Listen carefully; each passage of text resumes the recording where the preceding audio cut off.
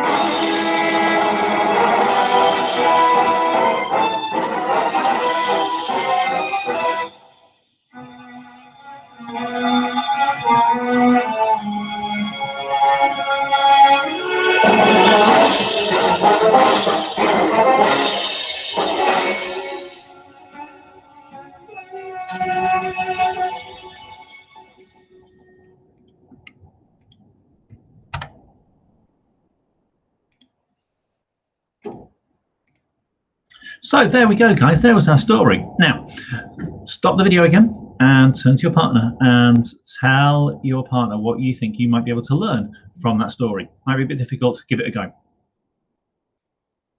Now, I think that we can look at that story and think that we've got three people who were all given different amounts of money, and each of those people did something with that money. And one person did nothing with it. He looked after it and kind of spent a lot of it. Actually, was that the right decision? Was that the right thing to do? And two people used it and were really, really careful with the money, and they actually made more money. They sold things, they set up their own businesses, and they looked after the money, and they made it better. And the story is actually about making the right decision about your talents. So you could be an amazing dancer, right? But is it good enough to say, well, I'm a good dancer, and I'm not going to try to be any better? I don't need to try to be any better because I'm just good enough as I am. Actually, that's not the right thing to do. We can all be really good at things, but we need to practice to get even better at them. You might be really good at maths, or you might be really good at singing or riding your bike. But if you don't practice those skills, you won't get any better. So we've all got these talents, and we need to make the right choice about what to do with our talents. There's always things that we can be better at. So you could be really funny, but if you don't practice telling your jokes, you're not actually using your gift. Now, it works the other way around as well.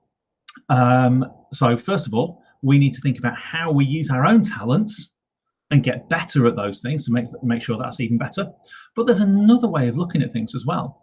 There could be things that we're not very good at, or we feel that we could get better at. And we could say, I'm rubbish at maths, or I can't write, and do all of those things and have a big sulk and give up and refuse to work at it. So is that the right thing to do? Or should we say, well, do you know what? My maths could be better, so I'm going to work really hard at it. And I'm going to see how much better at maths I can get. Or I find it really difficult coming up with ideas for my English, so I'm going to work really hard at it because I really want to get better at it. And that's the right decision to make. So our superheroes on Monday, they had their talents and they made the right decision because they used their talents, their abilities to help other people. In the story, there were two people who made the right decision and they worked hard with the things that they've been given. And then one person made the wrong decision because he didn't work hard. And today we've talked about how you might be really good at something, but you can still work hard and get better at it. Or you might find there's something that you really want to get better at, and you need to work hard at it as well. Okay, so it's about hard work. Now, we started our school year, and all of your teachers have been telling me about how hard you've been working. And I've been seeing some children in my office with their good work. I saw George because he was the first person with a pen license in his class, and he got handwriting. Actually, George looked at the handwriting on my whiteboard in my room, and he realized that his handwriting was even better than mine. I saw all of the children in Mrs. Miller's class learning all about teeth in woodpeckers, and they were doing such a good job. They learned things that was just amazing, incredible vocabulary. I saw the children in foxes and owls who were learning that they got to sit on the class and listen to when Mrs. P. Jones and Mrs. Davis started talking, and they were learning different things as well. And I've been hearing from Mr. Garner and Mr. Babington about how good year 6 are being, how sensible they're working, and all the other teachers have said how proud they are of all of you because you've all made the right decisions. And that's really, really good to hear. I'm really, really proud to be the head of Wincham Primary School because you all work really, really hard. So well done, guys. Right, there we go. That's our assembly. See if you can keep working hard, seeing if you keep making those right decisions, and I'll see you around school. Bye-bye.